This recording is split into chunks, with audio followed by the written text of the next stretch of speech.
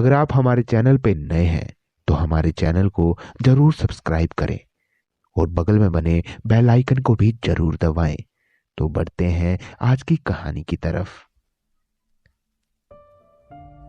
ये सब 30 साल पहले की बात है। अब यहाँ मैं अकेला रहता हूँ, पहाड़ों में, अपने कैबिन में। अब मैं ये बोल सकता हूँ कि मैं एक अच्छा शिकारी बन गया हूँ, क्योंकि अगर मैं शिकार नहीं करता तो मैं भूख की वजह से ही मर जाता। हिरन और खरगोश काफ़ी मुश्किल से मिलते हैं, पर जब आप वहाँ रहने लग जाओ तो आपको आदत पड़ जाती है। मैं नहीं बता सकता कि ब्रैडली जिंदा होगा या नहीं, पर पापा मर चुके हैं। मैं मानता हूँ कि जो मैं जिंदगी जी रहा हूँ ये कभी भी मैंने नहीं सोची थी। मैंने नहीं सोचा था कि मैं ऐसी चीज़ें करूँगा। मैं तो एक जूलॉजिस्ट बनना चाहता था। अपना घर बसाने के बजाय मैं यहाँ पहाड़ों में एक शैतान को ढूंढ रहा हूँ, जिसे कि मैंने पिछले 40 सालों में नहीं देखा। मैं बड़ी मुश्किल से शायद 10 साल का होऊंगा जब मेरे पापा ने मुझे और मेरे भाई को शिकार के लिए ले गए थे। ब्रैडली, वो मेरे भाई का नाम था। ब्रैडली मुझे ट्रैकिंग और शिकार के बारे में छोटी छोटी डिटेल्स बता रहा था, जो कि पापा ने उसे सिखाई थी और वो मुझे सिखा रहा था। रात होने से पहले हम अपने लॉज में वापस आ गए थे, जहां हम ठहरे थे, क्योंकि शाम के बाद बाहर रहना मौत को बुलावा देने के बराबर था। पर उस समय मैं इस बात को समझने के लिए बहुत छोटा था। हम लॉज में आग जला के अपना खाना खा रहे थे, पर मेरे दिमाग से वो सीन नहीं जा रहा था जो मैंने पहाड़ के ऊपर जाते टाइम देखा था। वो बिल्कुल इंसान जैसा था, पर कुछ अजीब था। वो बहुत ही अजीब और बहुत ही पतला, मानो कंकाल जैसा 8 फीट लंबा था। मैं किसी को बताता इससे पहले ही वो झाड़ियों में कहीं गायब हो गया। उसे मेरे अलावा किसी ने भी नहीं देखा था। उसकी आवाज पापा और ब्रैडली दोनों ने सुनी थी, पर पापा ने कहा कि वो कोई हिरन होगा। पर मैं यकीन से कह सकता हूं कि वो कोई हिरन नहीं था।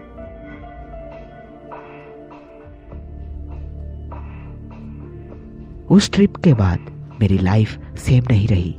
जब हम घर वापस आ गए, मैं उस चीज के बारे में ही सोचता रहता था। मैं उस चीज के बारे में गूगल पर सर्च करने लगा। हर स्टोरी, हर बुक में, हर मूवीज में मैंने सब देखा। मैं इतना खो गया था इस चीज में कि मुझे इस बारे में और जानना था। मैं उन्हें बैंडीज बुलाने लगा था। मैं जब थोड़ा बड़ा हुआ, मैंने एक ग्रुप भी ज्वाइन किया जिसमें ऐसी घटनाओं के बारे में बात करते थे, पर मुझे कुछ खास नहीं मिला वहां भी। सब वहां बिग फूट, चुपाकाब्रा और बॉग बीस्ट के बारे में ही बात करते थे। और अगर कोई बात करता भी था कि उसने वेंडिगो को देखा है, तो उसकी बातें बिल्कुल भी सच्ची नहीं लगती थी। पर मुझे पता था मैं पागल नहीं हूं। मुझे पता था मैंने क्या देखा था। मैंने वही घर लेने का प्लान बनाया और पापा भी मान गए। हम लोगों ने वही घर ले लिया जहां मैंने एक बार बेंडिगो को देखा था और वहां ही काम करने लग गया। मुझे पता था मैं एक असली वेंडिगो को ढूंढ सकता हूं और उसे दुनिया के सामने ला सकता हूं। मेरे साथ मेरा भाई ब्रैडली और मेरे डैड उस घर में रहते थे। हम तीनों काफी खुश रहा करते थे जब तक वो हादसा नहीं हुआ था। उस घटना के बाद मेरी पूरी लाइफ ही मानो जैसे एक नर्क बन गई हो। I miss you dad and bro. मुझे नहीं पता था कि हम तीनों के साथ कभी ऐसा होगा। हम उस रात खाना खा के सोने ही वाले थे कि तभी हमारे घर के पीछे किसी चीज के गिरने की आवाज आई। उस आवाज को सुन के ऐसा लग रहा था जैसे कोई बहुत सारे पेड़ एकदम से गिर गए हों। कि तभी घर की छत पे किसी के चलने की और गुर्राने की आवाज आने लगी। पापा ने अपनी राइफल उठाई और छत की तरफ जाने लगे। तभी मेरे भाई ब्रैडली ने भी अपनी शॉर्ट गन उठाई और पापा के पीछे पीछे जाने लगा। वो आवाज इतनी अजीब थी कि मैं आप लोगों को बता नहीं सकता। वो सब मेरी वजह से ही हुआ था। मैंने ही उस शैतान को बुलाया था। मैंने ही इंटरनेट से कुछ मंत्रों और विधि से उसको बुलाया था। उस रात पापा जब छत पे गए थे तो उन्होंने देखा कि वो शैतान छत पे जंगल की तरफ मुंह करके खड़ा था और जोर जोर से घुर्रा रहा था।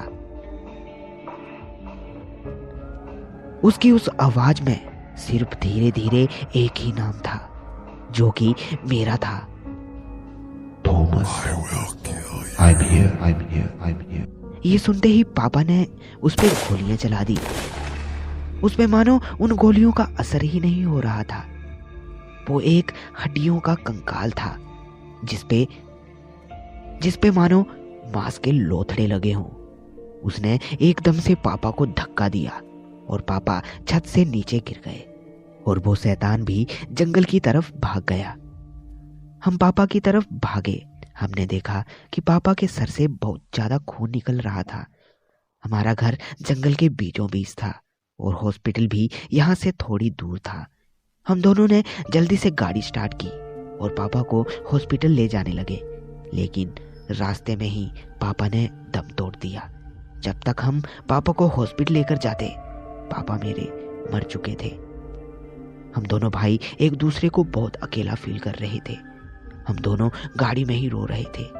मुझे अभी भी आसपास उस शैतान के होने की हलचल महसूस हो रही थी। ऐसा लग रहा था मानो वो कहीं आसपास होके ये सब देख रहा हो और मुस्कुरा रहा हो। मैं और मेरा भाई पापा को लेकर घर आ गए। अगले दिन हमने उनका अंतिम संस्कार किया। उस दिन मेरा भाई बहुत गुस्से में था। वो उस जानवर को मारना चाहता था। मुझे याद है हम दोनों चुपचाप हॉल में बैठे थे। मेरा भाई पापा को याद करके रो रहा था। वो दिखाने के लिए मेरे सामने स्ट्रॉन्ग बन रहा था, लेकिन अंदर ही अंदर वो जल रहा था कि तभी वही आवाज फिर आने लगी। कोई चीज हमारे घर की दीवारों पे, कोई चीज हमारे घर की दीवारों को अपने हाथों से खरोच रही थी और गुर्रा रही थी। दोस्तों, अगर आप लोगों को इस कहानी का नेक्स्ट पार्ट सुनना है तो मुझे कमेंट सेक्शन में जरूर बताएं, तभी मैं इस कहानी का आप लोगों के लिए नेक्स्ट पार्ट लेकर आऊंगा। तो मिलते हैं नेक्स्ट पार्ट में। तब तक के लिए धन्यवाद।